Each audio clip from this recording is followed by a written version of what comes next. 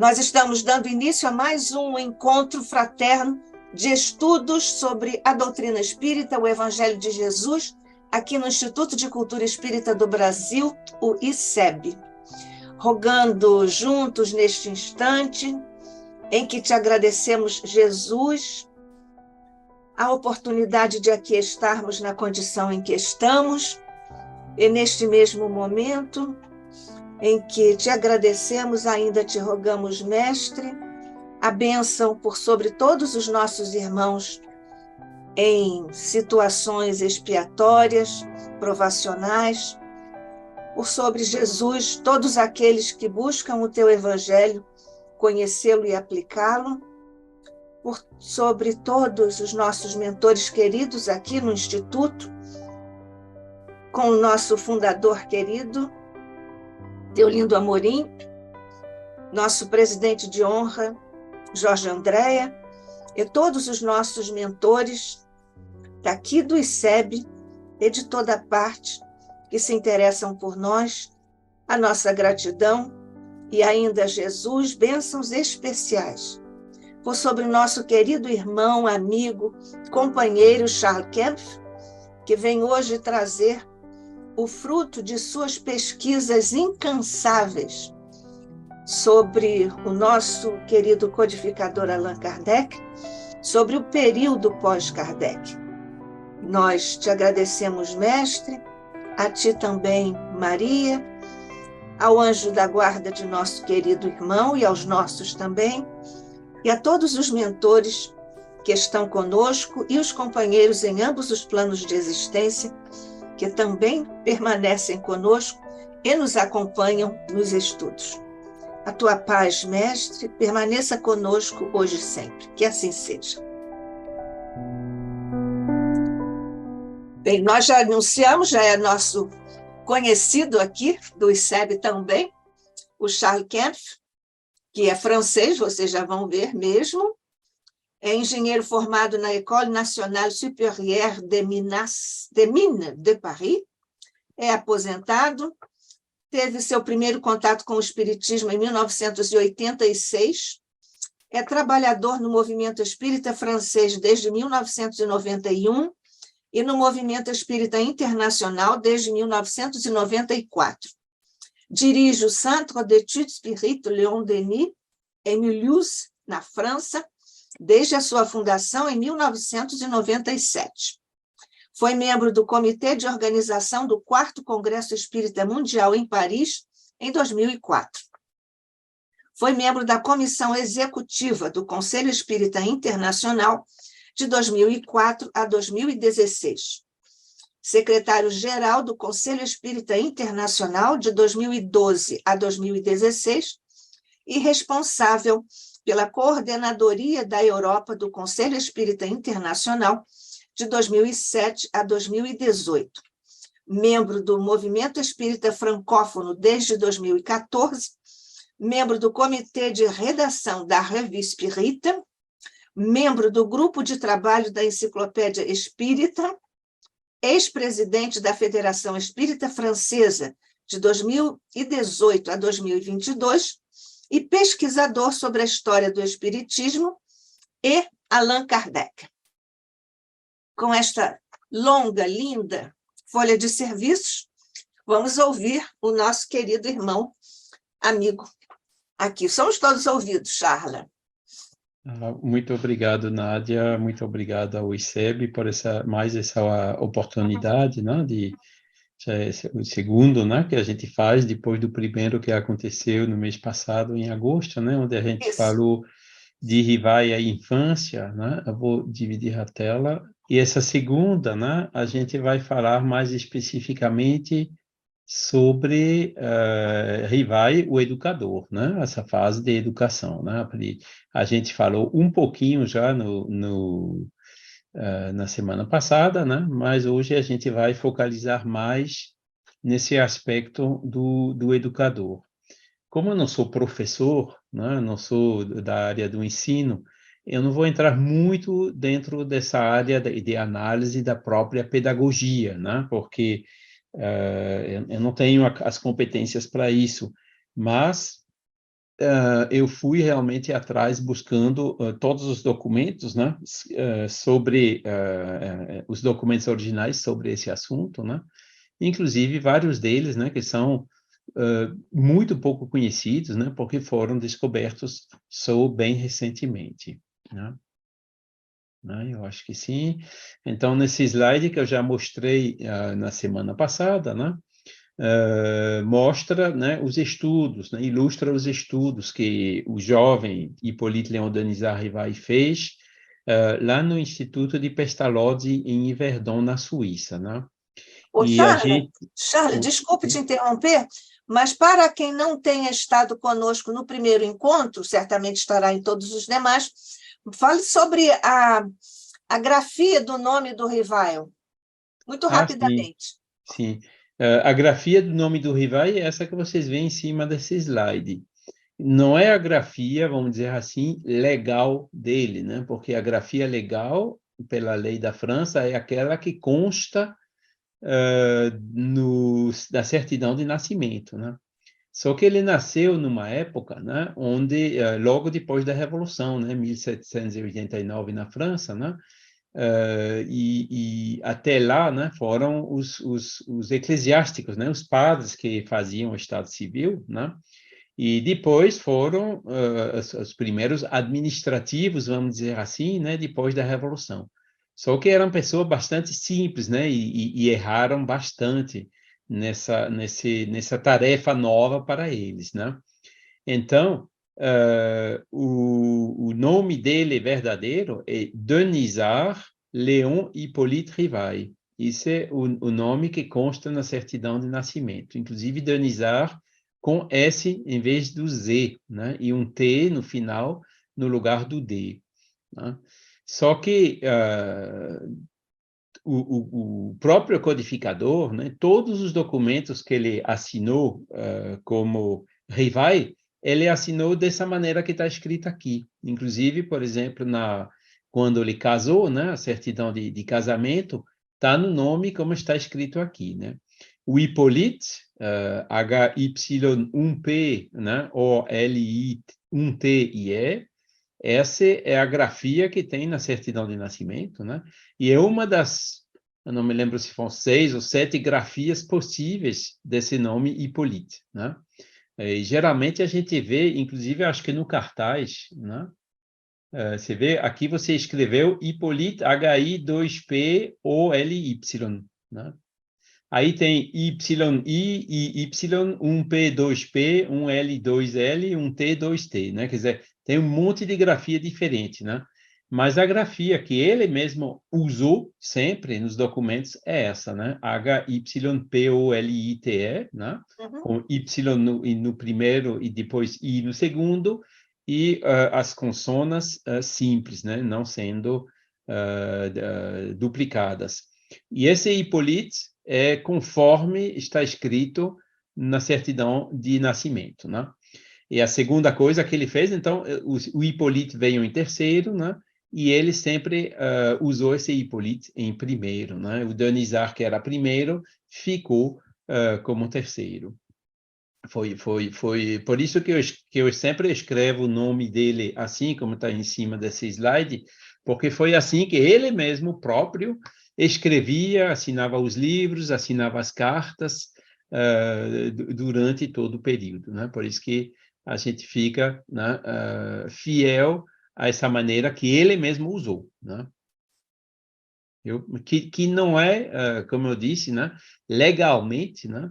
Eu acho que até a Amélie, quando depois da desencarnação do codificador, né, para a herança e tudo mais, ela teve que ter pedir no tribunal, né, um julgamento de notoriedade, né, que Denisard Léon Hippolyte Rivai, Hippolyte Léon Denisard Rivai e Allan Kardec eram uma única e mesma pessoa, né? É isso. Então, ele estudou em Yverdon, na Suíça, né? E até pouco, né? A gente teve poucas referências, né? Como eu mostrei também no mês passado, né? não tinha muitas fontes primárias comprovando, né, essa estadia, né? Conta lá nas biografias, consta também no título, nas capas dos livros que ele publicou mais tarde, como a gente vai ver, né? Mas, finalmente, nós achamos, né, um pouco tempo atrás, documentos, como eu já mostrei no mês passado também, né, dos arquivos comunais de Lausanne, lá na Suíça, né, esses documentos, registros, né, que comprovam, né, que a mãe, Jean-Louis Duhamel, né, morava lá e tinha um visto de permanência, né, e um desses documentos indica até que o filho dela estava com ela e estudava no instituto. Então, o primeiro documento que a gente achou foi em 1815, quando chegaram lá, e o último documento, que está à direita aqui, né, 29 de junho de 1820, foi o documento quando saíram de lá, né? Então, a gente já tem agora com esses documentos, né, a indicação precisa do período que o jovem Rivais estudou em Yverdon, certo? O que eu também já mostrei na semana passada, no mês passado, desculpem, foi isso, né? Entre junho de 1820 e outubro de 1822, a gente tem muito pouca indicação sobre o que ele fez, onde que ele estava, né? Ele estava provavelmente voltou para Bourg-en-Bresse, né, que é a cidade onde eles moravam, ou melhor, uma cidade ao lado de Bourg-en-Bresse, que se chama Saint-Denis-les-Bourgs, né? Onde morava a pequena família, né? A família dele, que lembram, né? Era composta dele, da mãe, né? Jean-Louis Duhamel, do tio, o irmão da mãe, né? François Duhamel, e da avó materna, né? Que era Charlotte Bochart, né? O pai dele já tinha desaparecido, né? Desapareceu por volta de 1807. A gente mostrou também a última vez que a gente encontrou, né? A história dele, né? Em 1815, 1825, né? Ele estava com outra mulher, né? Lá no departamento da Dordogne, né? A uns 600 quilômetros de distância, mais ou menos, de Bourg-en-Bresse, né? Então, provavelmente abandonou o domicílio conjugal, né, e foi se amigar com outra pessoa. Mas o fato é que o jovem Hippolyte, né, não teve pai, né, na educação dele, na juventude dele, né, ele foi educado pela mãe, pelo tio e pela avó materna. E, claro, também nesse instituto de Pestalozzi, né, que marcou realmente profundamente essa carreira de educador dele. E depois as primeiras informações que a gente encontra são de outubro de 1822, né, que era o período da restauração, né, depois da queda de Napoleão I, né, a volta dos reis da França, né, Luís XVIII, Charles X, né, e Luís Filipe, né, que volta de um período de restauração do período real na França. Então, nessa época, né, a gente encontrou nos cartórios do Departement de l'Ain, né, onde depende Bourg-en-Bresse, que a mãe e o tio venderam vários bens, né, que eles possuíam, né, incluindo um sítio, uma chácara, né, que eles tinham herdados, e também uma casa que eles tinham na cidade de Bourg-en-Bresse. E eles já moravam nesse famoso 117 Rue de la Harpe, né? Que é conhecido porque ele aparece no primeiro livro que o Rivai publicou como educador na França. E buscando também nos arquivos, né, a gente conseguiu localizar onde isso estava. A Rue de la Harpe hoje é bem pequenininha, não chega a número 117, mas nos mapas, no cadastro da época, a gente vê que chegava, né, uma rua muito longa, né, que no intervalo, né, quando chegou o Barão de Haussmann em Paris, fazendo os grandes boulevards, né, foi substituído pelo Boulevard Saint-Michel, o Boulevard Saint-Michel que existe hoje, né? E então esse 117 Rue de la Harpe, né, o prédio e o quarteirão ainda existem, né? Podem ver aqui à esquerda o quarteirão pelo mapa da época, né? Dessa época de 1820, e à direita, né? Hoje, pela Google Maps, né? O quarteirão tem a mesma a quadra, né? Tem mais ou menos a mesma configuração, principalmente nessa parte de frente aqui, né? Que nos faz poder afirmar que o 117 Rue de la Harpe hoje é equivalente ao 51 Boulevard Saint-Michel, né? Para quem tiver a oportunidade de passar em Paris querendo saber onde está, pode se encontrar dessa maneira.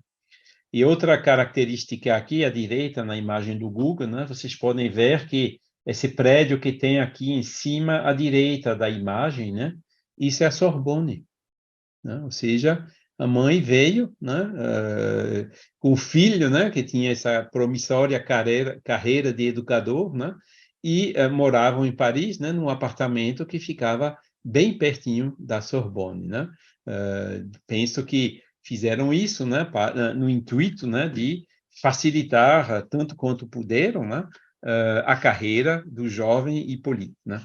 Então, desse ponto de vista, né, o Hippolyte não tinha mais pai, mas a mãe, né, e o tio e a própria família, né, fizeram muitos sacrifícios, né, para investir, vamos dizer assim, no futuro do filho. Inclusive, por sinal, né, esses 5 anos de estudos lá no Instituto de Pestalozzi, né, que aquele instituto era pago, tinha que morar na Suíça, alugar um apartamento, tudo mais, né, quer dizer, era custos realmente significativos, né, pela família, né. O avô tinha desaparecido, né, o pai também tinha, não, o avô foi guilhotinado, né, o pai tinha desaparecido, né, então eles tinham fonte de renda bastante limitadas, né, e assim mesmo fizeram todos esses sacrifícios em favor do jovem, né? Ô, Charla, do lado esquerdo, essa parte pontilhada que avança numa forma oval, isso. Sim. Essa parte aí está representada onde? Do lado direito aqui pelo Google. Aqui a gente vê, você vê, né, essa parte arredondada, né, que tem configuração assim como se fosse uma igreja, né? Uhum. Ela corresponde mais ou menos nessa parte aqui, certo? Ou seja, a igreja que tinha na época, né, provavelmente foi destruída, né? E podem ver que na Rue de Cluny, aqui, né, eles construíram mais casas desse lado aqui e construíram também casas desse lado aqui, né? Então, essa Praça da Sorbonne ficou um pouco menor, como a gente pode ver aqui, né? O bairro foi ligeiramente remanejado no intervalo, né? Inclusive, pesquisas mais recentes, bem recentes, que foram feitas por Carlos Sett, né, nosso querido irmão, colega pesquisador aí, mostraram que até esse prédio aqui que eles moravam, né, 51 Boulevard Saint-Michel, pelas indicações, certas indicações, parece que tenha sido reconstruído, né? Não são as pedras daquela época, não. Agora, o local exatamente, ele corresponde muito bem, né? Que a gente vê pela Rue de la Harpe, que hoje é Rue Saint-Michel, né? Essa rua aqui que vai para a Praça da Sorbonne, né? E essa outra rua aqui, né? Chamava Rue des Grès. Eu não me lembro agora do nome dessa rua, mas a rua tem exatamente a mesma configuração do que aqui. Então, em termos de localização, né, a gente tem certeza que esse 117 corresponde a hoje a esse 51 do Boulevard Saint-Michel. Uhum. Essas obras foram feitas na época do prefeito Haussmann. Haussmann, as obras o que foi feito na obra do Haussmann foi abrir os grandes boulevards, né? Você vê que aqui essa Rue de la Harpe é bem estreitinha, né? Inclusive tinha cantos assim, né? E desse lado era bastante retilíneo, né? Então esse lado ficou conservado, mas do outro lado, né? Demoliram toda uma série de prédios que estavam aqui, né? Para fazer, né, o Boulevard Saint-Michel mais largo. Uhum. Isso foi feito aqui, mas foi feito na Rue de Rivoli, foi feito também, vários boulevards assim foram abertos, né? Paris realmente, naquela época, ficou completamente remanejado, né? Retiraram bastante construções velhas, antigas, né? Fizeram um grande boulevard e construções novas no local. E o Haussmann foi realmente um dos principais atores nesse sentido. E também aí o nome Rue de la Harpe se perdeu, né? Ficou só naquela parte que fica lá embaixo, né? Perto do Rio Sena, né? Aquele pedacinho conservou o nome Rue de la Harpe, mas essa parte mais ao sul, né? Foi renomeada Boulevard Saint-Michel. É isso. E foi então, né, outubro, né, que a gente tem as primeiras notícias, né, de acordo com aquelas atas de venda, né, que a gente achou nos cartórios lá, né, onde o endereço claramente estava marcado, né, que ela, né, a mãe e o tio, né, que são as pessoas que venderam, já moravam em Paris, provavelmente, né, com o filho também, é claro, né. E aí o filho logo apareceu também, né? Como eu também já mostrei, né? Em fevereiro de 1823, ou seja, 4 meses depois daquela notícia que eles já moravam em Paris, né?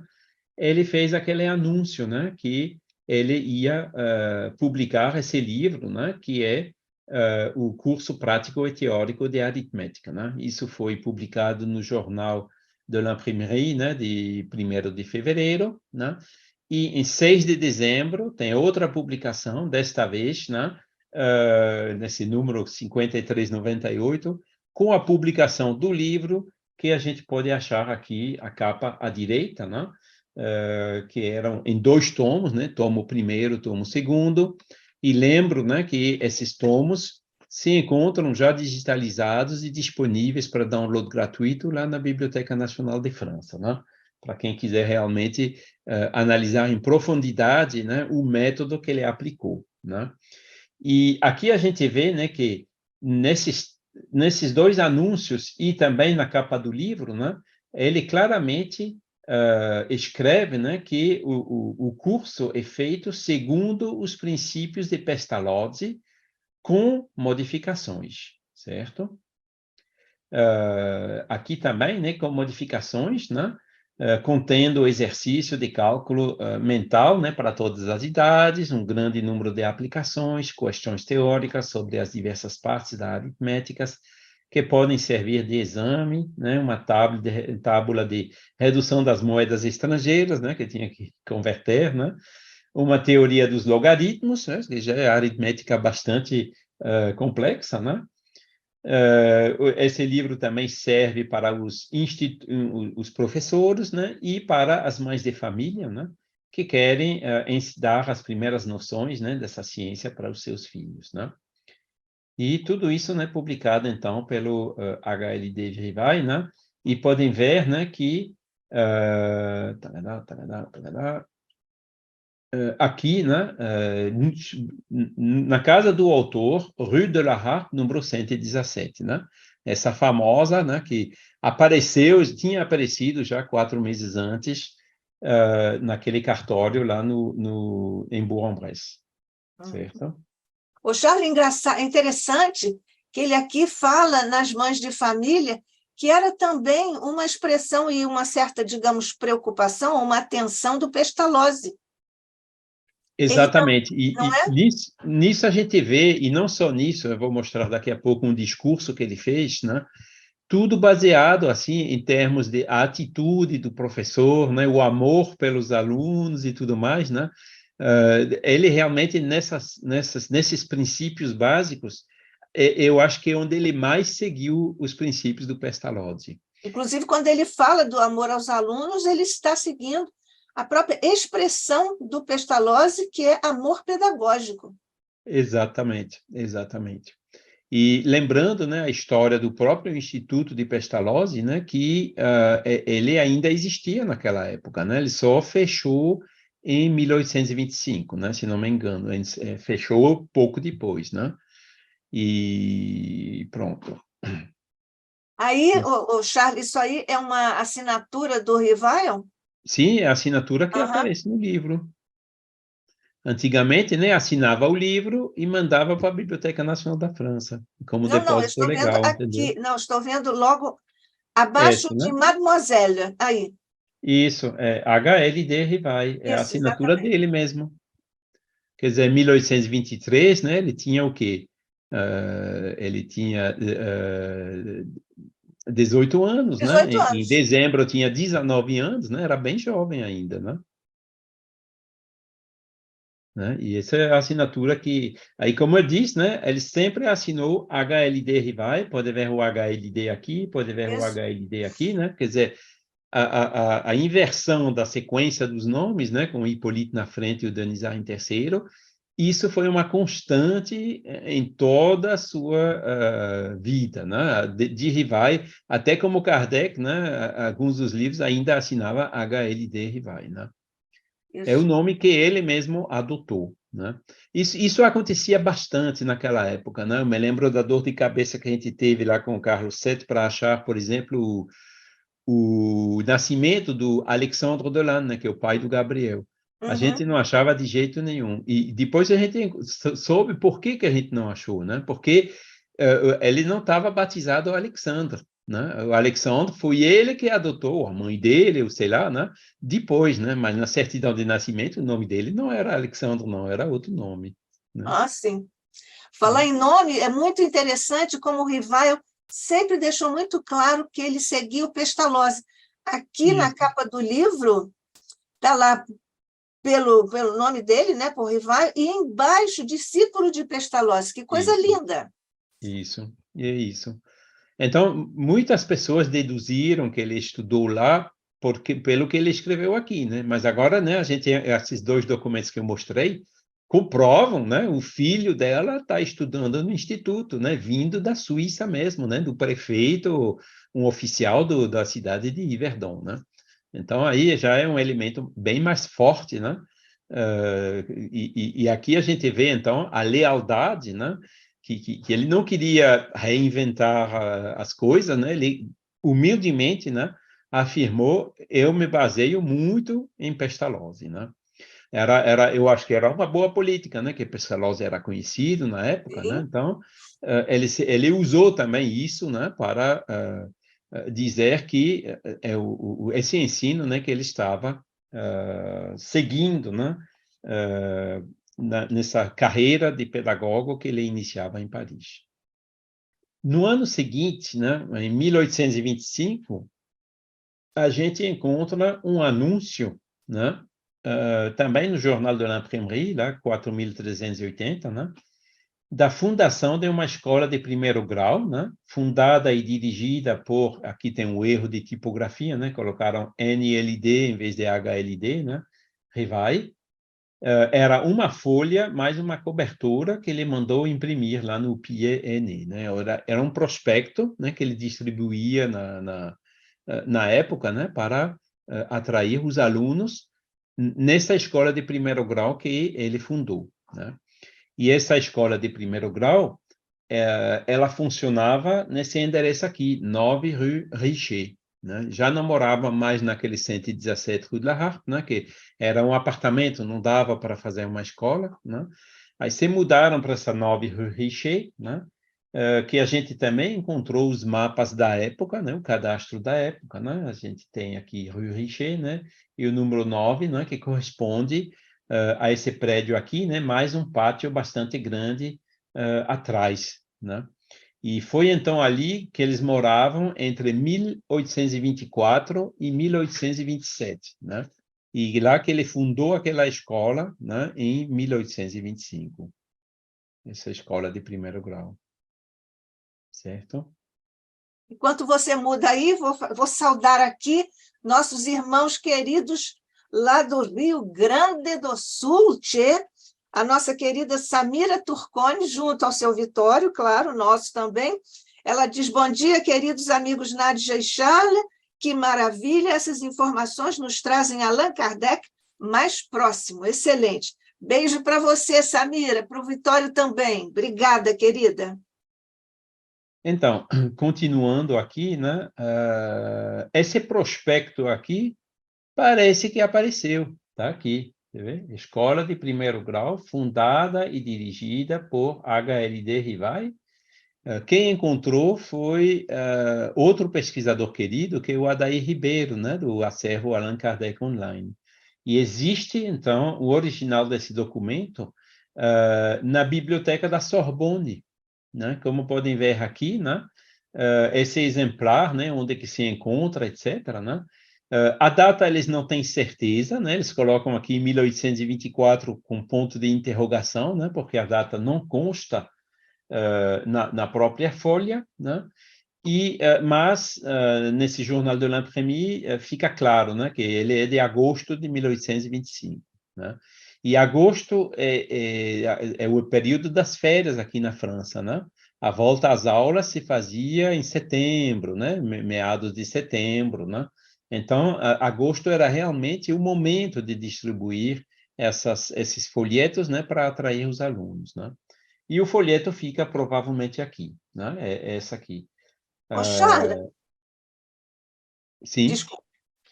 O Jornal de l'Imprimerie é uma espécie de imprensa nacional ou é uma coisa muito particular, só para fazer propaganda?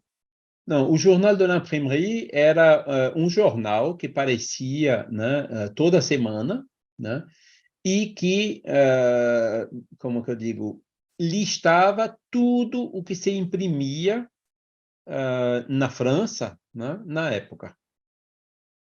Ou seja, os livros estão ali dentro, mas também, como a gente viu, né, no primeiro lá, o folheto que anunciando o livro, e esse folheto anunciando a escola, também, né? E como que esse jornal funcionava? Que na época, né, antes de imprimir alguma coisa, precisava pedir uma autorização, né? Como é que se chamava? Você tinha que mandar ou você, o pessoal da gráfica, né, tinha que pedir a autorização às autoridades, né, que você ia imprimir tal documento, né? E Sim. mostrava, talvez, levava lá uma amostra do documento que queriam. E somente quando recebia a autorização e que podia realmente fazer a impressão, né? Era o controle, vamos dizer assim, né, que ainda existia naquela época, né? Então, esse jornal, ele serviu desse controle, né, para realmente rastrejar né, como era uma obrigação legal, né, tudo que se imprimia. E por isso que é um documento muito precioso, né, porque ali realmente imprimiu alguma coisa, está ali dentro, entendeu? Está ali dentro. A não ser que imprimiam pela banda, né, de maneira ilegal, né? Mas as coisas do Rivai, pelo menos, né? Esses dois folhetos e o livro, e também todos os outros que ele publicou depois, né? Existem nesse jornal de l'Imprimerie. E eles foram digitalizados, né? Porque acho que são 1000 páginas, né? Para cada ano, né? 2 volumes de 500 páginas, mais ou menos. Se vocês vão lá para o website da Biblioteca Nacional de França, vocês podem fazer o download de todinho. E passar um por um, ter certeza, né? Inclusive, foi o que fizeram, né? O Zeus Van Tuyl e o Francisco Thyssen, né? Que fizeram aquela primeira biografia, né? Kardec, né? Allan Kardec. Acho que a primeira edição foi final dos anos 70 ou 80, né? Quando eles foram para Paris fazer as pesquisas, né? Não tinha internet ainda, não tinha digitalização, né? Eles realmente foram nesse jornal de l'Imprimerie e no catálogo, né, da Biblioteca Nacional da França, que também era impresso separado, né? E isso era autorização de impressão, declaração de impressão, e na Biblioteca Nacional da França tinha a obrigação do depósito legal, é a segunda obrigação. E é por isso que esse exemplar desse livro, com a assinatura do próprio Rivai, está ainda hoje lá na Biblioteca Nacional de França, né? Então, essas duas obrigações facilita muito a pesquisa. Eu vejo, por exemplo, na Bélgica, né? Na Bélgica era mais livre um pouco, né? Não tinha essa obrigação de depósito legal.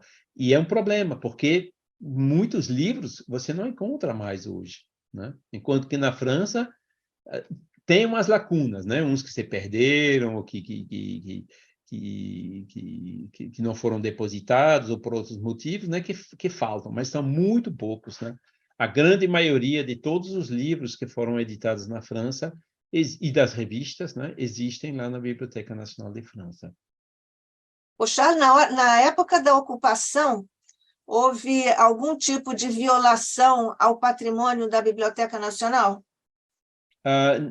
Felizmente não, né? O que aconteceu na guerra de 1870, né, na Comuna, né, foi um incêndio, né? Aí muitos arquivos, inclusive os arquivos do Estado Civil de Paris, queimaram, né? Estava no prédio, o prédio incendiou-se, né? E muitos arquivos se perderam assim. O Estado Civil de Paris, por exemplo, a gente tem 30% que foi reconstituído. Agora, os documentos originais, a maioria deles foram perdidos, bem como vários arquivos de vários notários, né, de Paris daquela época, né? Mas na Segunda Guerra Mundial, por exemplo, né, com a ocupação, eles não mexeram com isso, não, né? Não, acho que não houve nada, tudo isso ficou preservado, graças a Deus, né? Ao contrário dos arquivos da União Espírita Francesa, né? E da Maison des Spirites, aqueles foram saqueados, né? Desapareceram e ninguém sabe aonde, né? Então, agora, a Biblioteca Nacional de França não mexeram. Então, esse documento apareceu, eu não vou descrever aqui em detalhe, mas para se você quiser saber tudo que está escrito aqui em detalhe, houve uma live feita por Adair Ribeiro, né? Eu acho que é no blog do Bruno Tavares, né? Que é um colega pernambucano, e vocês vão poder ver lá, né? Uma conferência de Adair Ribeiro, né? Mostrando todos os detalhes desse documento, né? Que graças a Deus, né? Foi encontrado, né? Não está na Biblioteca Nacional da França, é um exemplo de alguma coisa que falta, né? Algumas coisas faltam, né? Principalmente os prospectos, né? Que acho que talvez numa hora lá os prospectos, alguns se perderam, né? Graças a Deus os livros não, né? Mas esse prospecto ficou também lá na Sorbonne, né? Porque o próprio Rivai deve ter colocado lá na Sorbonne esse prospecto, né? E é por isso que ficou conservado até hoje. Certo? Então, em 1825, né, ele já tinha 20 anos passados, né? Estava indo para 21 anos, né? Quando fundou essa escola de primeiro grau naquele endereço aí da Rue Richer, certo? Depois a gente encontrou, não sei se eu mostrei isso na última vez, mas eu vou comentar aqui, né?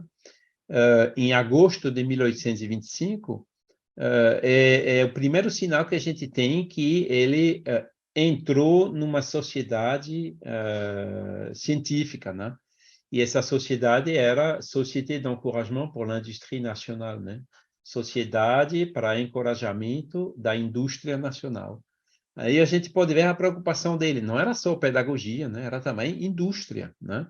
Ao ponto que, né, pode ver aqui, né, 31 de agosto de 1825, o endereço dele aqui, Rue Richer, número 9, né, que fica confirmando aquele endereço, né? E já o título dele já era Chef d'institution et homme de lettres, né? Chefe de instituição, né, daquela escola primária, e homme de lettres era um homem escrevendo livros, né? Voilà. E essa sociedade, então, né, admitiu ele como membro nessa data de 31 de agosto de 1825. Tudo isso naquela mesma época.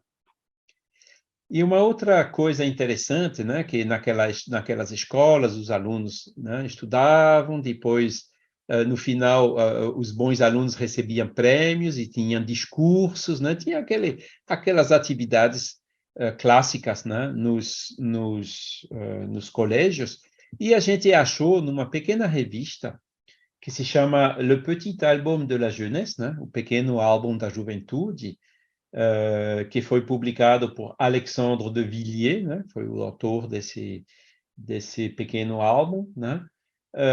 Publicou um fragmento de um discurso sobre a educação. Então, esse data de 1826, ou seja, é um discurso que foi dado em 1825, quando ele fundou aquele instituto, ou no início de 1826. E aqui, né, eu coloquei aqui o copy-paste, não dá bem para ver, né? Claramente é assinado aqui embaixo HLD Rivai, né? E eu transcrevi uma parte disso, né? Inclusive, essas informações, esse discurso, já foi traduzido para o português, né? E está sendo publicado no website dos autores espíritas clássicos. E eu transcrevi aqui algumas partes, né? Só para a gente ter uma ideia, né? Como que quando ele tinha 21 anos só, né? Como que as ideias dele já estavam bem afinadas, né? Inclusive seguindo esse princípio de Pestalozzi, né?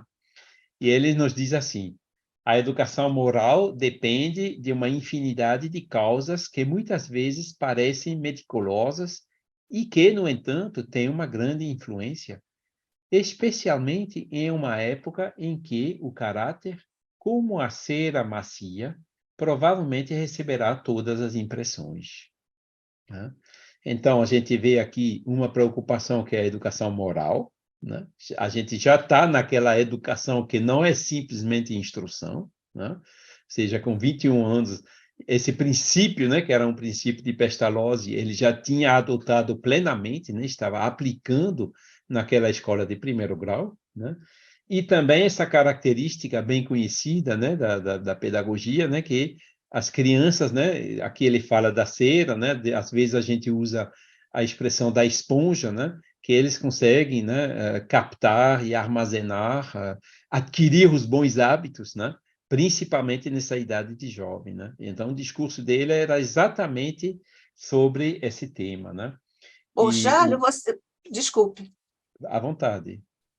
é porque é exatamente o que ele diz naquela nota preciosa que ele apôs na 685A de O Livro dos Espíritos, que ele diz que não adianta a moral livresca, né? Pelos livros. É exatamente isso. Então, pode ver a constância, né? De 1826 até 1857, ou até 1860, né? A segunda edição, esse princípio fundamental, ele ficou fiel, né? Ele conservou, né? Inclusive essa educação moral, né, que nos permite entender, né, por que ele, né, quando viu as mesas mexer, né, ele não, o fenômeno para ele, bom, já estava lá demonstrado, ele não ia passar tempo em fazendo 100 vezes a experiência, ter certeza que a mesa mexe e tudo mais, né? Ele já se convenceu, né, e foi logo para as consequências filosóficas e de ética moral, né? Por quê? Porque a moral realmente era uma das preocupações dele desde sempre, né? Desde Pestalozzi, desde os primeiríssimos passos dele como educador em Paris, né?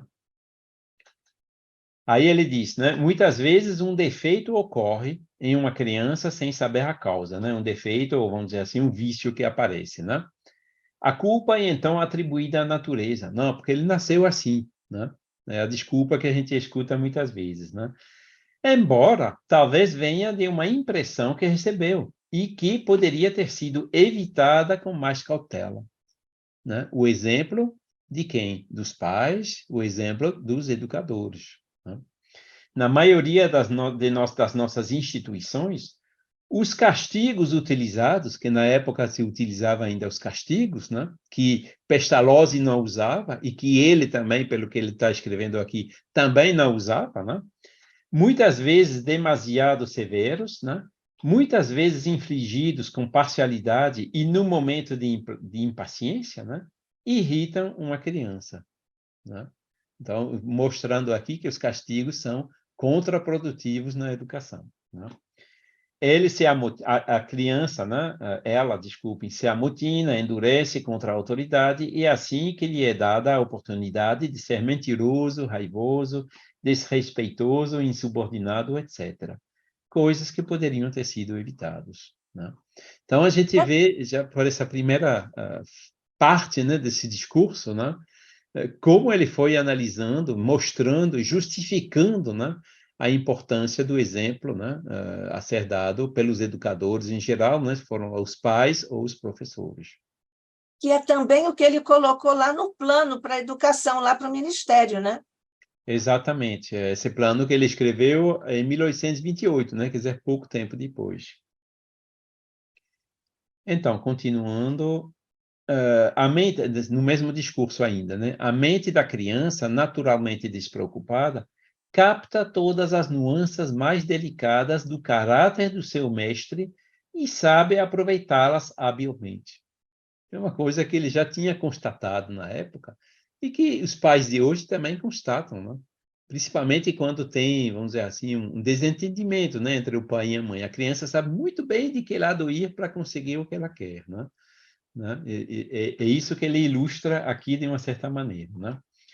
Não se pode ser bastante circunspecto sobre o comportamento de alguém em relação às crianças, pois é preciso pouco para causar uma boa ou má impressão nelas, né? Extremamente atento, né, à sensibilidade dessas crianças, né, nessa tenra idade. São essas atenções que são negligenciadas na maioria de nossas instituições e em outras muito maiores que podem ser facilmente percebidas. Quando ele fala nossas instituições, né, ele acho que incluía até ele também, né? Ele coloca isso como padrão, né, que tem que ser aplicado na deles, né? E outras instituições muito maiores, né, que a dela era uma escola de primeiro grau, né, que ele tinha começado com uma ou duas classes, talvez só naquela Rue Richer, né? Era bem pequenininha ainda na época, né? Só cresceu depois com o tempo. Mas dir-se-á, quem é o homem suficientemente paciente para entrar nestes pequenos pormenores? Quem é aquele que terá o império suficiente sobre si mesmo para velar por cada palavra, por cada ação, né? Quem é aquele que sacrificará, por assim dizer, sua existência para preocupar-se apenas com o que pode ser útil ao seu aluno, né? Esse homem seria o ser por excelência. Eu respondo, né, quem seria?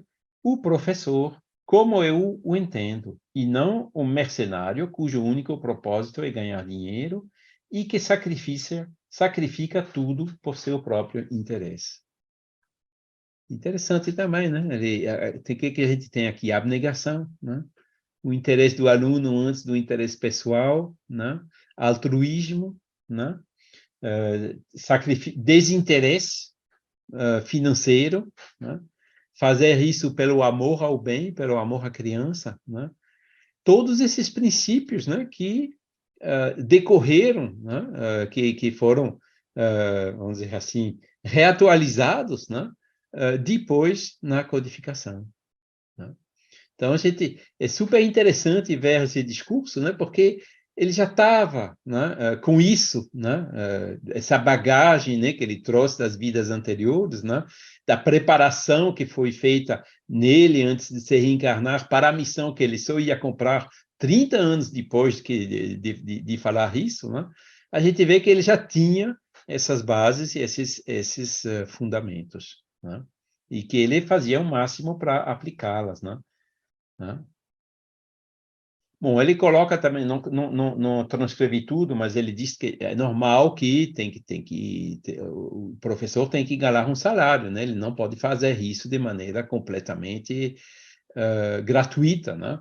Mas, é como hoje em dia, né, quando a gente vai para o médico, né, a gente vê bem a diferença entre um médico que, né, só espera o cheque no final da consulta, né, e o médico que faz a profissão dele com amor, né, com carinho, com atenção, né, muitas vezes, nesses casos, também inspirado, né, mais eficiente, né, e que, no final, recebe uma justa retribuição, né.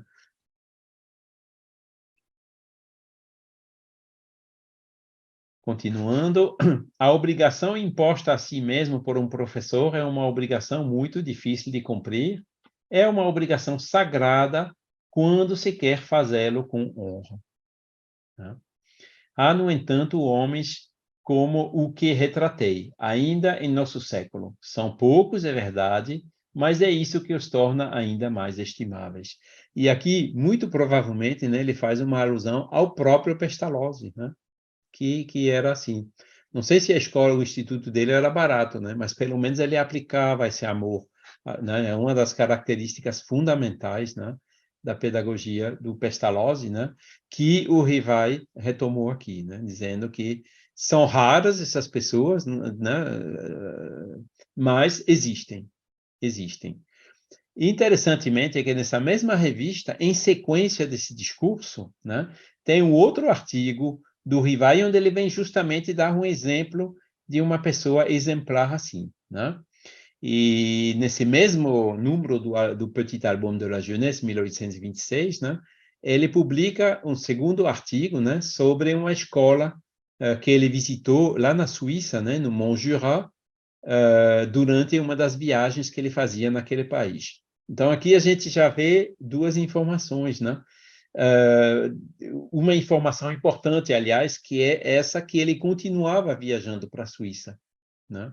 Ou seja, mesmo em 1825, né, ele ainda ia para a Suíça, ainda devia ter contato, tanto como com o Pestalozzi, né, no instituto que fechou em 1825, né, quer dizer, a gente se pergunta o que foi que ele fez entre 1820, né, e 1822, quando morou em Paris, né? Aqui ele dá uma indicação, né? Ele viajava e ia para a Suíça.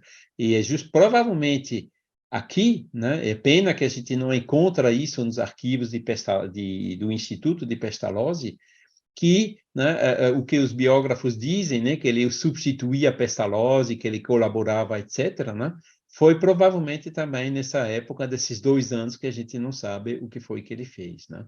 Porque aqui ele confirma que numa das minhas viagens na Suíça, né, ou seja, ele viajou várias vezes para aquele país. Então, ele vai contando aqui, né? Falamos com prazer redobrado daqueles verdadeiros amigos da humanidade que sacrificam suas vidas, seus descansos, sua fortuna, em prol do alívio dos seus semelhantes. Então, pode ver que aqui que ele abriu mais o escopo, né? Não falou só da pedagogia, falou também do alívio dos seus semelhantes, né? Da caridade, mais em geral, né?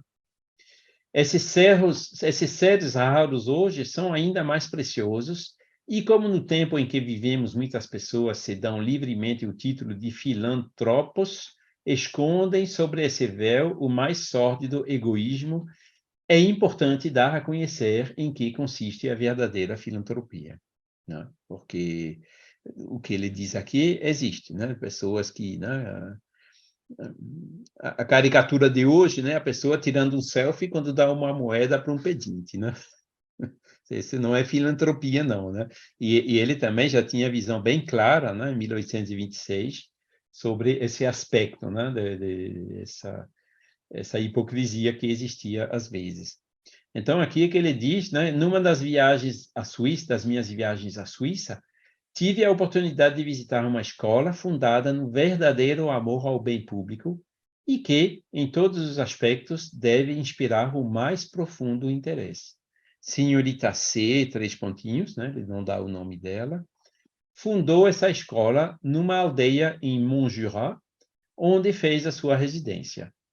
Sua fortuna, embora suficiente para sustentá-la facilmente, não era considerável o suficiente para suprir todas as necessidades de tal estabelecimento. No entanto, ela se tocava ao ver um número incontável de crianças infelizes, definhando com seus pais na miséria e contraindo todos os vícios necessariamente acarretados pela ociosidade e vagabundagem. Ela resolveu livrá-los de sua infeliz condição e fornecer a essas crianças pobres meios de subsistência e recursos mais honrosos para o futuro. Continuando. Com a ajuda de sua pequena fortuna e alguma ajuda, né, ela reuniu uma série de meninas cuja única ocupação era mendigar e que agora recebem uma educação cuidadosa. Então, vê aqui, né? As meninas não recebiam educação na época, raramente, né? Só os meninos. Essa escola de primeiro grau do Rivai, né? Inclusive o instituto que depois, né? Quando se tornou o Instituto Rivai e Liceu Polimático, era só para meninos, não era para meninas, não, né? Não tinha educação, tinha pouca educação para as meninas na época, né? E na França como na Suíça. E essa senhora, então, né? Se dedicou a essa educação para as meninas, que o próprio Rivai também fez mais tarde, como a gente vai ver, né, na década de 1840. Né? Na época em que visitei a escola, eram cerca de 70 crianças, né? Numa pequena aldeia, né? 70 crianças, eu acho que era bem a metade das crianças que tinha naquele povoado, né? Essas jovens são abrigadas, alimentadas, lavadas, finalmente mantidas inteiramente nesta casa. Sua principal ocupação, além das lições, é fazer rendas, cujo produto é parcialmente usado para sustentar o estabelecimento, e a outra parte permanece à disposição daqueles que o ganharam e dos quais se apressam a fazer um uso digno, aliviando seus pais infelizes, né? Ou seja, mostrando aí o tipo de atividade, né, que não era simplesmente dar esmola, né, mas ensinar a fazer alguma coisa, ensinar a pescar, como a gente diz, né? E que ele fica elogiando aqui. E também, em paralelo, né, também recebiam a instrução, a educação, né? Um dia expressei meu espanto à senhorita C, né, da mudança ocorrida em todos os seus alunos e testemunhei-lhe como fiquei surpreso por ela ter conseguido endireitar tantos personagens, entre os quais teve que encontrar alguns muito rebeldes, né? Porque de 70 crianças, né? Como a gente sabe, né? Tem uns que são com espírito bom, outros que são com espírito mais complicado, né? Então, mesmo com os melhores esforços dos pais, dos educadores, né? A gente nunca consegue, né? O espírito mais difícil, né? Dar essa, né? Mudar suficientemente os hábitos, né? Certamente, disse ela, fiquei muito triste. Houve quem trouxesse todos os vícios que a miséria e a mendicância acarretam. Mas com perseverança, você supera tudo e eu recebo amplo pagamento pelo meu cuidado quando vejo que consegui, né? Então, aqui ele deu como exemplo, né, uma pessoa, né, como ele dizia no discurso anterior, que existia ainda nos dias de hoje, né? Continuando, Rue Richer ficou pequenininho demais, né? Aí se mudou, né, com o crescimento daquela escolinha. Eles foram para 65 Rue de Vaugirard. Você vê aqui o mapa, né? Você vê que tem mais as infraestruturas maiores, né? E atrás também um pátio, né? Que era necessário, né? Para as recreações ou para as atividades esportivas dos alunos ou tudo mais, né? Então, provavelmente, né? Essa escola cresceu, né? E teve que se mudar para um local mais amplo, né? E nesse local, então, ele residiu entre 1828, né? Quando saiu da Rue Richer, e 1831. Né? Depois de 1831, ele se mudou mais uma vez, né, para a Rue de Sèvres, né, como a gente vai ver mais adiante. Aquela época também era da Revolução de 1830, né, quando caiu o regime da Restauração, né, colocaram os reis novamente para fora e entrou a Segunda República. Continuando, 1828 foi o que você citou, né, Nádia? Aquele famoso plano proposto para a melhoria da educação pública, né? HLD Rivai, né? Dantu, já no Dantu, né? 1828, né? E podem ver aqui, né? No autor, Rue de Vaugirard, 65, né? Rue de Vaugirard, 65, né? Assim que a gente, as coisas ficam, as peças, né? Do quebra-cabeça ficam encaixando, né? Eu também não preparei uma análise detalhada desse documento, acho que já é bastante comentado por pessoas muito mais competentes do que eu aí no Brasil, né? Já existe tradução, que esse já faz muito tempo, né? Que é disponível. E interessante é que, então, em 1828, ele tinha 24 anos, não, 23 anos, né? Ele já preparou documentos e planos, né, submetidos, né, para as pessoas do governo, né?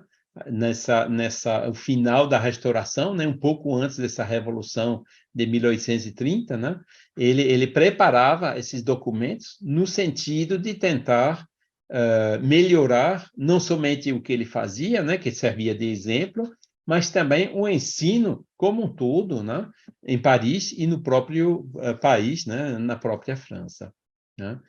E foi então, a partir disso, né, que ele se tornava conhecido, né, mais conhecido na área da pedagogia, né, como educador lá em Paris. E aqui nós temos outro diploma, né, de uma sociedade científica, né, que é essa sociedade de emulação e de agricultura do Departamento de l'Ain. Eu estou para ir, estou aguardando as respostas do conservador dos arquivos dessa sociedade, né, para ir lá, né, L'Ain e Bourg-en-Bresse, foi exatamente onde ele cresceu, né, não era Paris, não. Para ver os arquivos dessa sociedade e ver se a gente encontra, né, as contribuições que ele deu nessa sociedade, né.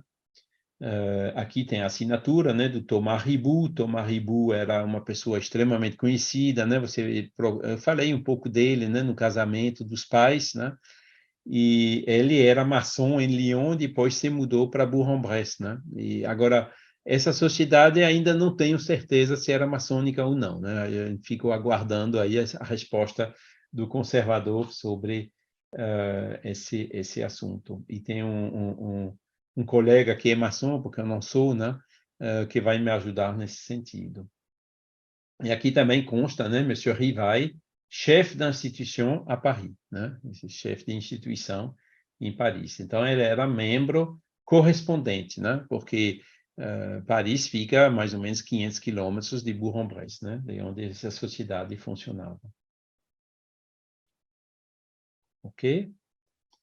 Continuando, aqui é interessante, né? Porque em 1829, né, ele foi membro fundador, né, de uma sociedade que era uma sociedade de previdência dos chefes de escolas e mestres de pensionatos em Paris, né? Então, é duplamente interessante, né? Porque eles fizeram uma sociedade de previdência, né? Não tinha previdência social automática pelo governo na época, né? Cada corporação assim se organizava, né? Os outros fundadores, a gente tem aqui a lista toda, né? Então, a gente vê todos os educadores, né? Que ele frequentava, que ele conhecia naquela época em Paris. Aqui também é uma área que a gente pode, né, aprofundar, né, as pesquisas, né, vendo quem foram, né, todos esses educadores, né. Tem o Massin aqui, que é bastante conhecida. Agora, aqui não aparece né, que é o Schmid, né, que era um dos professores lá em Pestalozzi, né, e que, mais ou menos naquela época, também se mudou para Paris e fundou um instituto também em Paris para seguir o ensino de Pestalozzi. Então, ele não está aqui, ou seja, ou não estava mais em Paris, ou então ele não foi dos membros fundadores dessa sociedade. Certo? E aqui você vê, né, o nome do Rivail, né? E esse documento, né, que a gente tem, que conseguimos o original há algum tempo atrás, né, também se encontra na integralidade lá naquele portal da Universidade de Juiz de Fora, né, o projeto Kardec, né, que eu acho que eu mencionei também no mês passado. Tem fotos de scan de alta definição, tem a transcrição em francês e também tem a tradução em português, né, dessa página e das outras, né, que constam desse documento. Então, pode ver aqui que já foram 13 instituições, né, que ele tinha um papel ativo nela. E tinha outras, né, que esses diplomas, né, que a gente encontrou uns 10 anos atrás, lá com o nosso querido Roger Pérez, né, que talvez você conheceu, né, Nádia? Também tem esse diploma da Sociedade Gramatical, né? A gente viu que ele trabalhava com aritmética, né? Mas ele trabalhava também com a gramática francesa. Inclusive, a gente vai ver daqui a pouco, né, que ele escreveu livros também sobre gramática, certo? Que foi aqui, né, em 1829, ele entrou nessa sociedade gramatical, né? Né? A Monsieur Rivail, hein, chefe d'institution, está escrito aqui, né? E era 13 de dezembro de 1829, né? E essa sociedade era bem mais antiga, né? Que ela foi fundada em 1807, né? Quer dizer, já tinha mais de 20 anos de existência quando ele foi admitido lá como membro, certo? Esse outro diploma aqui, né? Espero que dá para ver, né? Ele foi também membro de da Sociedade Francesa de Estatística Universal. Estatística na época era também, né, uma área nova, né? E ele, né, conhecendo a aritmética, né, os cálculos probabilísticos, tudo mais, né, entrou também nessa sociedade de estatística, né? Pode ver aqui o nome dele, né? Rivail, chefe da instituição, certo? Isso foi 18 de janeiro de 1830. Ok? E foi nessa época, né, que ele escreveu o segundo livro dele, que é esse, né, que é a tradução em alemão, né, de Telêmaco do Fénelon. Inclusive disse, né, aconteceu um milagre um dia, né, estava fazendo pesquisas nos sebos e tudo, e eu achei um livro de Telêmaco do Rivai, né, aí eu liguei para o sebo, né, disse, sim, é do Rivai mesmo, né, e eu consegui adquirir, eu tenho um exemplar desse livro aqui, né, que a gente digitalizou, está também tudo, né, disponibilizado, e era um livro, né, para o estudo da língua alemã, né? Ele traduziu a obra francesa para o alemão, né? A obra francesa também estava disponível e colocava comentários, né, sobre a tradução, essa na expressão alemã para isso é mais isso, que não confundir com aquilo, etc. Era um livro feito no sentido, né, de ajudar, né, os mestres, os professores de alemão, né? Ou seja, mostra que naquela época, pelo menos, né, ele falava ainda perfeitamente alemão, né? Que ele perdeu um pouquinho com o tempo, né, por falta de prática, né? Agora lá em Verdun, né, a Suíça, né, a parte a Suíça germânica fica a poucos quilômetros de lá, né? Devia ter muitos alunos, né, de origem e de fala alemão, né? E foi ali que, com certeza, né, ele aprendeu o alemão com os amigos e tudo, né? Inclusive, mais tarde, né, ficou em contato com, até durante a codificação, depois como Kardec, né, depois da codificação, com pessoas lá da Suíça, né, o senhor Indermühle, lá de Berna, né, que ficou citado na Revista Espírita, e ele também fez pelo menos 2 viagens, né, à Suíça, né, visitando lá a região de Berna, né, a região de Berna também é, em maioria, de fala alemã.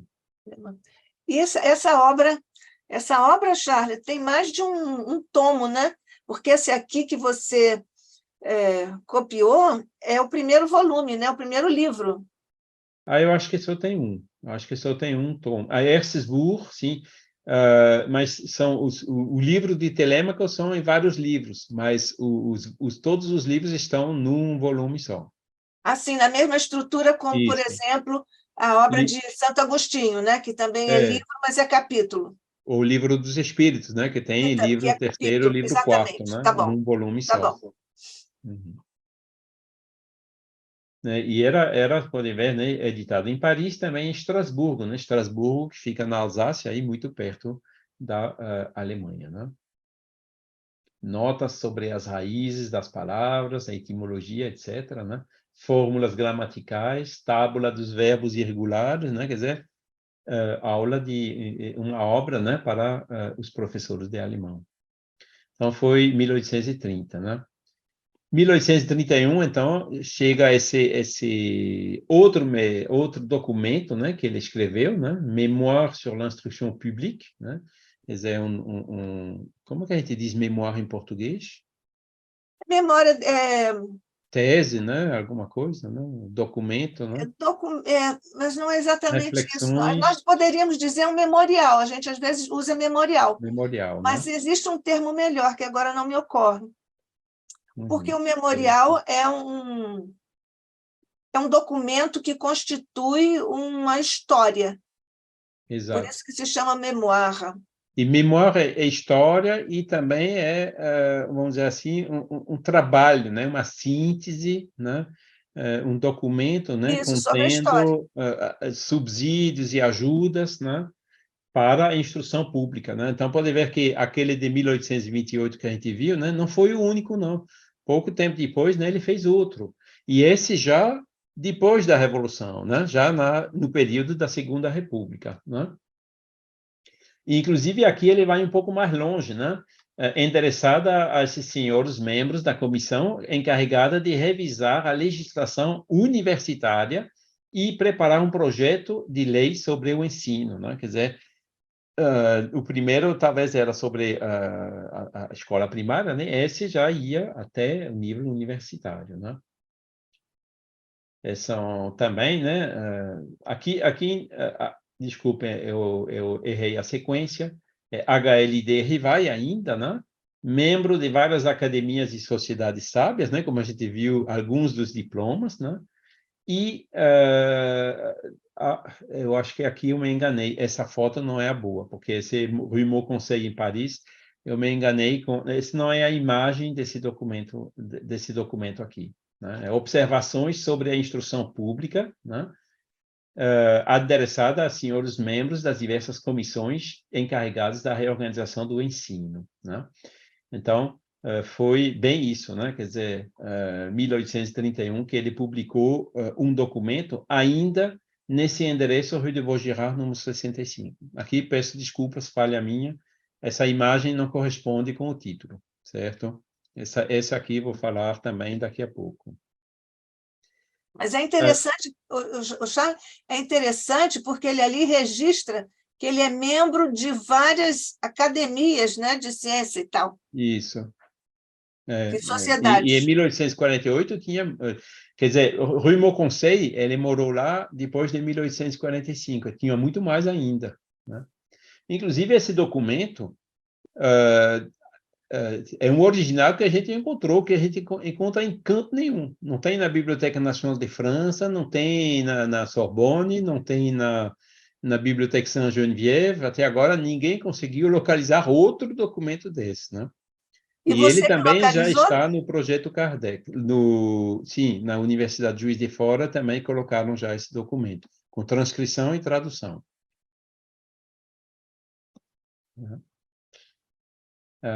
Só peço desculpas aí mais uma vez pela falha, né? Esse título aqui é o de 1831, essa imagem é o de 1845, né? A imagem não corresponde com o título. Então, continuando, muitas pessoas também dizem, mas ele não pode ter sido educador naquela época porque ele tinha que fazer a conscrição, né? Tinha que fazer o serviço militar, né? E nós encontramos dois documentos sobre isso, né? Um primeiro, né, que ele foi isento do serviço militar, né? Por quê? Porque ele era sustento de família, né? Filho único, pai que já morreu, né? E o segundo motivo é porque ela era educador e faltava de educadores em Paris naquela época, né? Então, por esses dois motivos, ele não teve que servir o exército, né? Porque naquela época era 6 anos, né?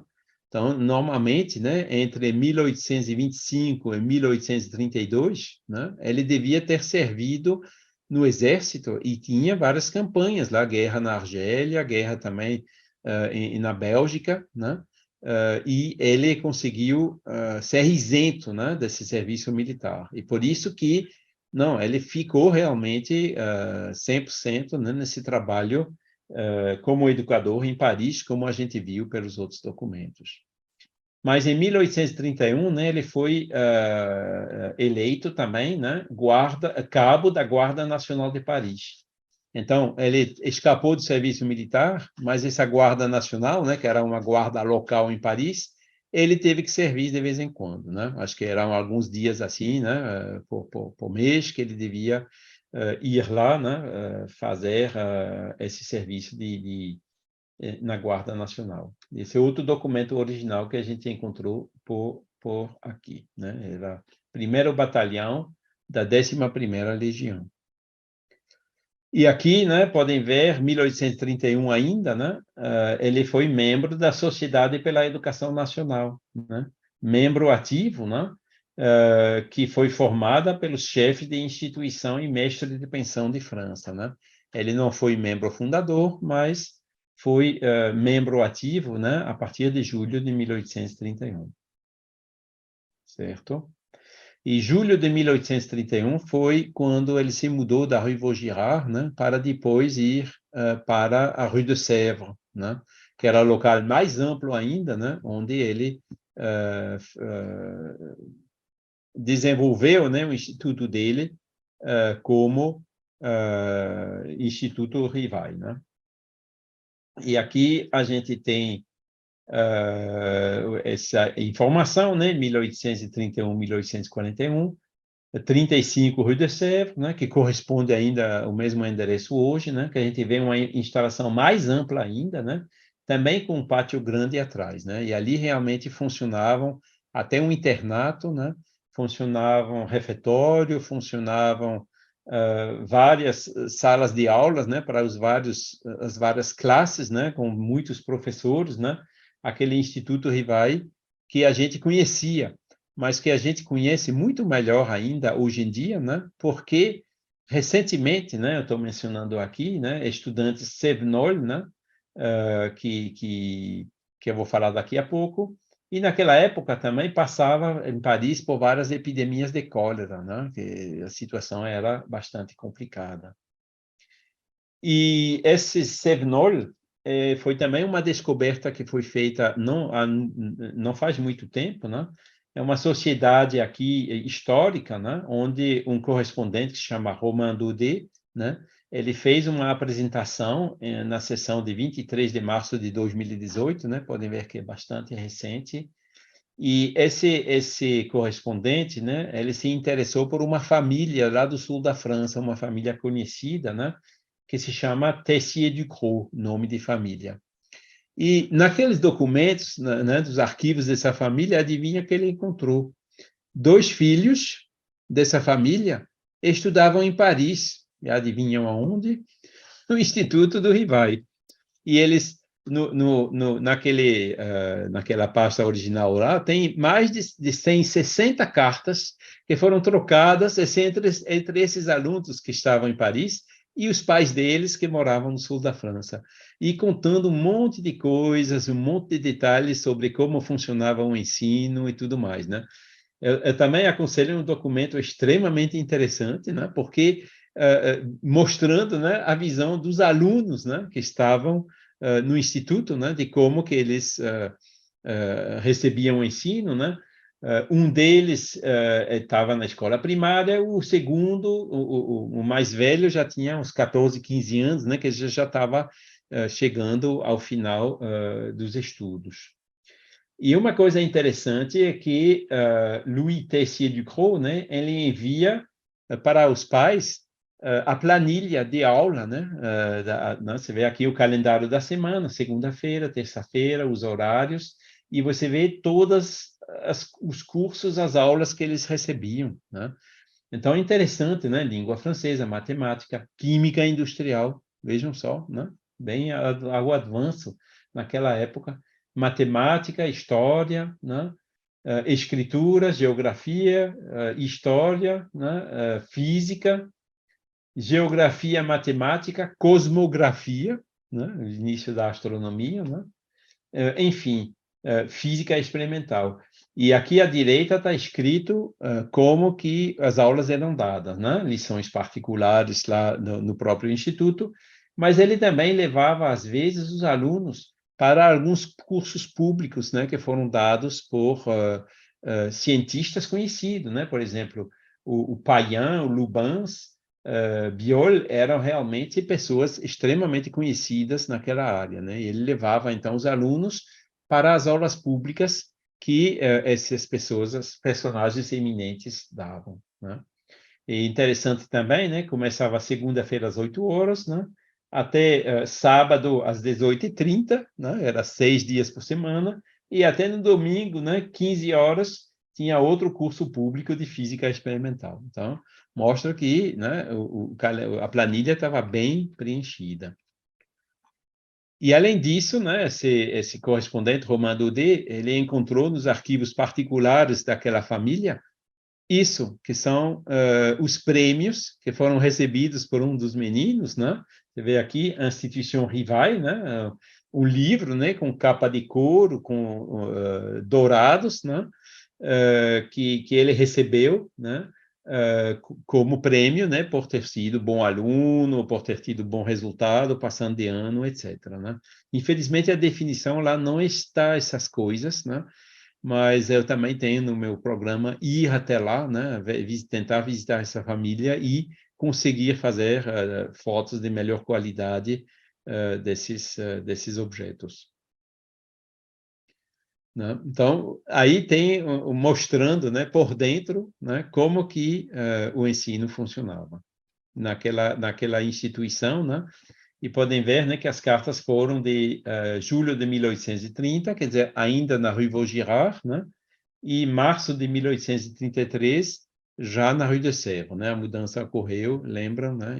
Em agosto de 1831.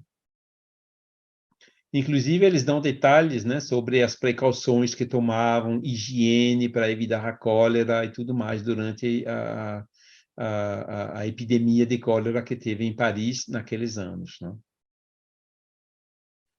Nádia, você me disse, né? A gente já está com 1h30. Sim. Você ainda tem muita coisa? Deixa eu ver aqui. Nós estamos Bastante. adorando. Eu acho que estou mais ou menos na metade desse assunto do educador. Então, você acha melhor nós fazermos com calma na próxima vez? Pode ser, pode ser. Nós Você que sabe. continuamos e depois nós acertamos uma outra data para você fazer O o último, quarto né? momento da sua exposição. Tá certo. Tá certo? Podemos fazer assim. E Uhum. aqui estou mostrando esse último slide, então, né? O terceiro livro que ele publicou, né? Você viu que ele entrou naquela sociedade de gramática, né? E no ano seguinte, né, ele publicou o terceiro livro dele, né, como educador, que é aquela gramática francesa clássica, né, sob um novo plano. Esse aqui, inclusive, foi aí que eu tentei procurar, porque eu não tenho o original desse. Também não está lá na Biblioteca Nacional da França, mas me parece que eu já vi em algum canto. Então, eu vou procurar daqui a próxima vez se encontro, né, o original desse livro, e se não encontro, né, a gente consegue uma cópia lá na Biblioteca Nacional da França, né, que foi o terceiro livro, né, a aritmética, né, o Telemaque e essa gramática. E essa E é a aqui, primeira parte, mas aí é a questão da primeira parte sobre esse novo plano, né? da gramática. Da Isso, gramática. desse Tá. novo plano. Esse era, por isso que eu estou procurando ele, né? Pode ser que tenha aparecido uma segunda parte. Eu sei que esse documento foi depois revisado também, né? E isso é que falta ainda ter mais detalhes sobre esse livro, né? Você vê aqui o catálogo, a imagem, né, do catálogo geral da Biblioteca Nacional da França, né? Que fala aqui nessa primeira parte, né? Agora, a segunda parte, até agora, não encontrei também. E nem encontrei o original dessa. Uhum. Mas como está lá na biblioteca, a gente consegue cópia. Isso, né? Eu estou procurando, se não encontro, aí a gente arranja para conseguir uma cópia. E em 1831, então, ele também publicou, né, como a gente viu, né, essa memória, né, que eu coloquei com a imagem errada, né, mas também tem lá na Biblioteca Nacional da França, então a gente também consegue cópia se não encontra o original dele, certo? Esse aqui é o mesmo que a gente já viu, que é esse aqui desse título aqui, né? Só que essa imagem não corresponde. Esse foi um outro que ele fez depois, certo? E a gente, talvez eu possa terminar aqui, né? Porque no próximo slide eu vou falar de uma coisa que vocês já conhecem um pouco, né? Que casaram. Acho que essa revista aqui vocês conhecem, né? Sim. Então acho que eu vou começar com esse slide na próxima vez. Ok? É nossa revista Cultura Espírita, do ICEB, aqui do Instituto de Cultura Espírita do Brasil, que eu tive a alegria de ser editora dessa revista, no momento, por razões conhecidas de período pandêmico, etc., ela está suspensa na sua periodicidade, mas nós vamos voltar a editá-la. E uma honra que Charles nos deu aqui esse furo de reportagem, a primeira carta de um namorado para sua namorada, e que está no livro comemorativo dos 4 furos que nós demos na revista Cultura Espírita, e que nós vamos, também por causa da pandemia, não pudemos festejar os 10 anos da revista, mas vamos fazê-lo em breve, fora do tempo, porque o tempo é uma abstração no universo. O tempo não existe no mundo espiritual, né? Eu tenho uma noção diferente, Exatamente. pelo Então, nós menos, vamos né? fazer isso e lançar esse livro, e essa sua matéria está, evidentemente, lá também. Inclusive, né, no intervalo, que essa revista era de 2016, né? Essas cartas também foram publicadas, né, com transcrição integral, tradução integral, não só na revista, mas também estão hoje no Projeto Kardec, lá, aquele portal da Universidade de Juiz de Fora. Uhum. Né? Então, Porque aqui, foi, você vê, aproveitando... agosto de 1831, né? Quando, inclusive, nenhuma dessas cartas, se você lembra bem, Nádia, que ele Sim, diz a Amélie, a gente está se mudando para Rio de Sèvres, né? foi. E quando ela ia chegar, casar com ele já ia chegar num novo local bem amplo, tal, né? Que ele fica comentando, né? Essa mudança nessas cartas. E é uma coisa muito interessante sobre a sutileza com que ele pede licença, já estamos dando aqui um pouco de spoiler, como ele pede licença à família dela para cortejá-la, para namorá-la. É muito delicado. Na época se fazia assim, né? Não podiam se corresponder diretamente. Tinha que a mãe dele, né? Pedir a Isso, autorização do pai, né? E com a sim, autorização só que eles puderam se escrever, né? escrever. Diretamente, né? Que lindo, né? Que A lindo. gente também tem uma carta da mãe, né? A Jeanne Louise, né? A mãe do Hippolyte, para a Amélie, né? Que também faz parte desse acervo, né? E a foto aqui, a foto de Amélie bem conhecida, né? E no intervalo, em 2018, a gente achou essa outra foto, né? Onde ela era um pouco mais nova do que aqui, né? Mas provavelmente não, já bem mais idosa do que quando casou, né? Com 30 e poucos anos. Essa naturalmente que é uma composição do nosso cuidadoso capista, né? E também diagramador da revista. Ele fez isso e eu acho uma delicadeza essa capa.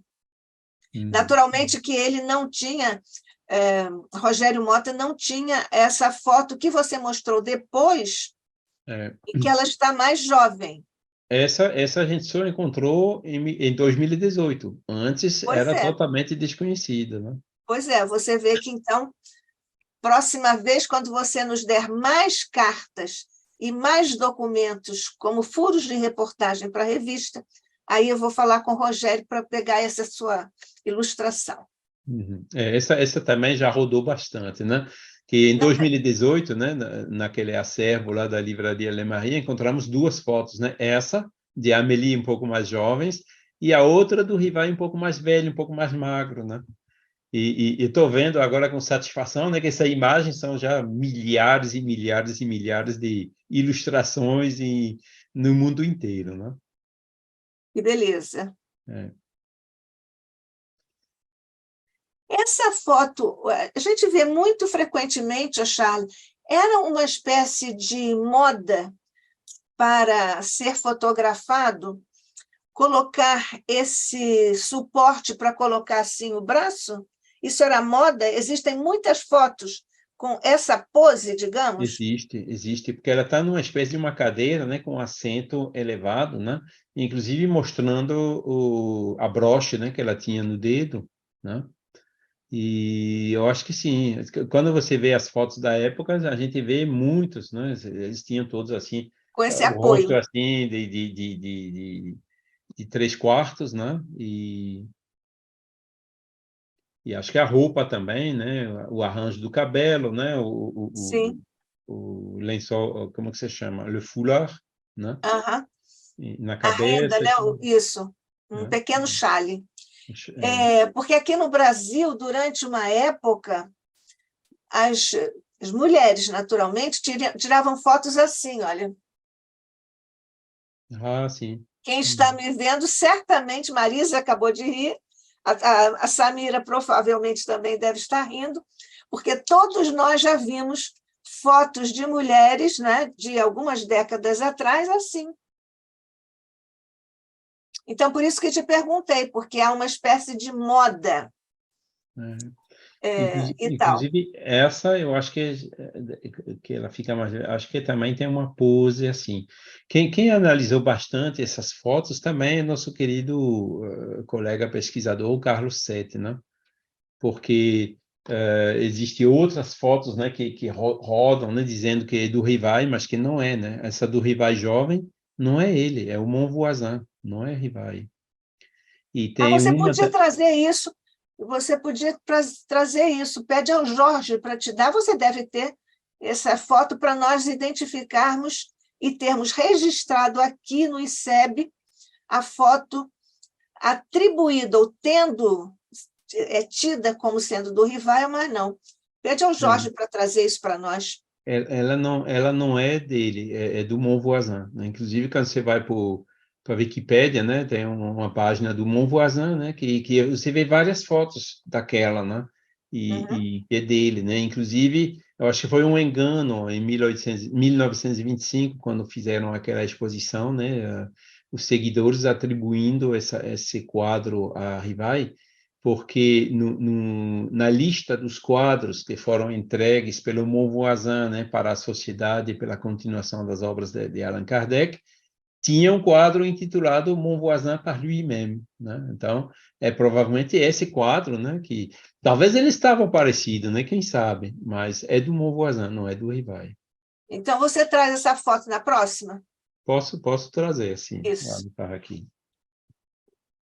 Vai anotar para não esquecer, é isso? Isso.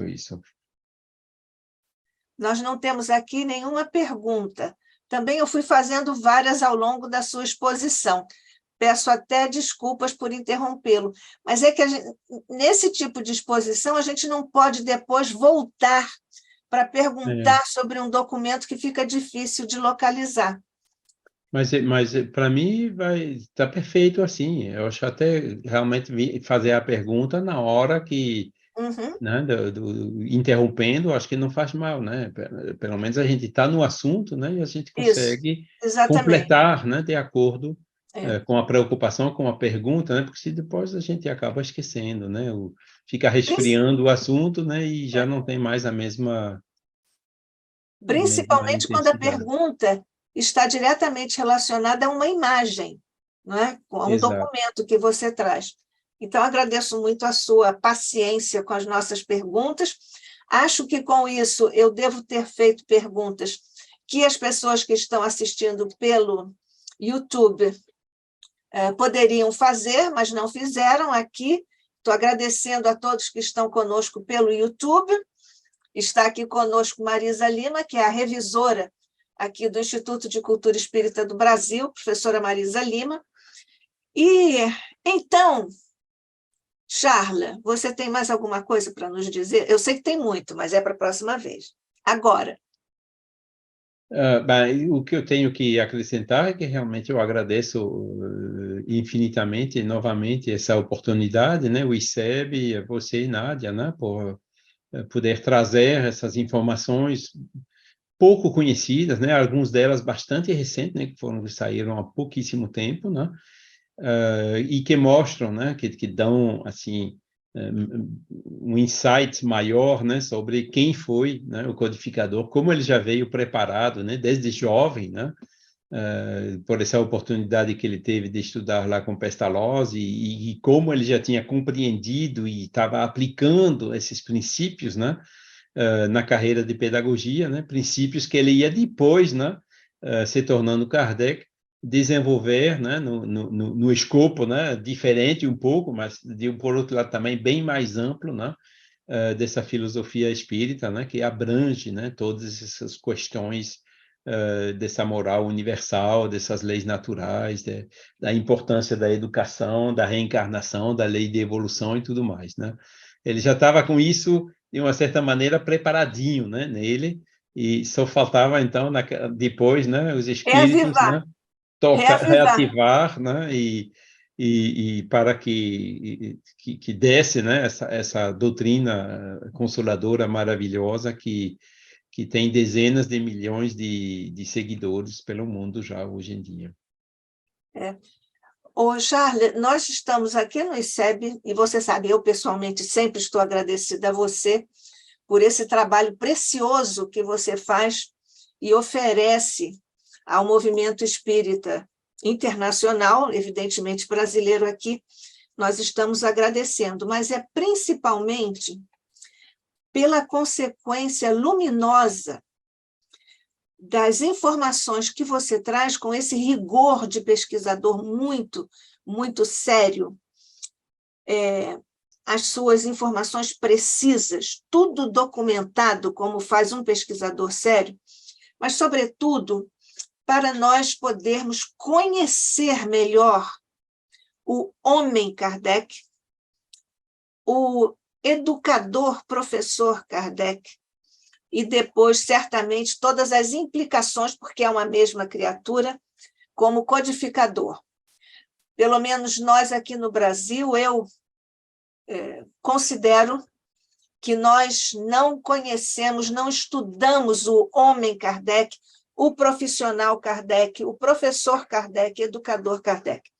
Então, essa sua trajetória de grande pesquisador traz para nós essa lucidez, esse descortino para nós compreendermos, conhecermos e vermos a grandeza, a trajetória desse homem espetacular, desse espírito espetacular, já tão identificado com o coração de Jesus, sobre cujos ombros repousou talvez a maior missão que a terra já viu, porque Jesus disse que eu vos enviarei um outro Consolador. E foi sobre esses ombros de Rivaio Kardec que essa dádiva de Jesus foi trazida para a humanidade pela dedicação, pelo amor de Rivaio Kardec a Jesus. Olha, a Samira Turconi está falando aqui, está agradecendo. Ela diz: obrigada por sua pesquisa fantástica, Charla. Merci. Eu que agradeço. Um beijo, Samira, um beijo para o Vitório também. Eu também digo que é fantástico, eu também digo. Então, é isso, né? Nosso encontro de hoje foi, mais uma vez, tão proveitoso, tão luminoso, e tão profícuo, tão rico para todos nós. Deus te abençoe, viu, meu irmão querido? Muito obrigado. Que a paz de Jesus permaneça com todos nós. Isso. E nós, mestre querido, nesta hora, grandiosa hora em que todos nós estivemos irmanados em torno da figura desse missionário de coração aberto junto ao teu, para nos trazer tangibilizar a tua mensagem, como tu prometeste, para a humanidade, a codificação, essa verdadeira grande aula magna para a humanidade, que nos legou esse luminoso professor educador, Rivaio Kardec. E nesta hora, Jesus, ao te agradecermos esta oportunidade que nos trouxe o coração, a mente, a seriedade de nosso querido Charles Kempf, mas juntos, nesta hora sublimada pelas notas, pelas informações dessa trajetória reta que foi certamente trilhada em teu nome, por esse Rivaio Kardec que amamos, nós ainda te rogamos, mestre, que nesta hora possas fazer chegar ao coração de Rivaio Kardec a gratidão, as vibrações de nossos pequenos corações para junto dele, por tudo que nos trouxe em teu nome e que nos alavanca no processo evolutivo para patamares superiores dos valores espirituais imortais do Espírito. Graças te damos, Mestre, a Maria, aos nossos anjos da guarda, aos nossos mentores queridos, no caso específico do ICEB, Jorge Andréia, Deolindo Amorim e todos os demais que sempre estão conosco aqui em nossos estudos. Fica conosco, abençoa ainda uma vez a mente e o coração de Charles Kempf e que ele possa continuar a trilhar esse caminho de esclarecimento para todos nós. Assim seja, sob o olhar de nosso Pai, hoje e sempre.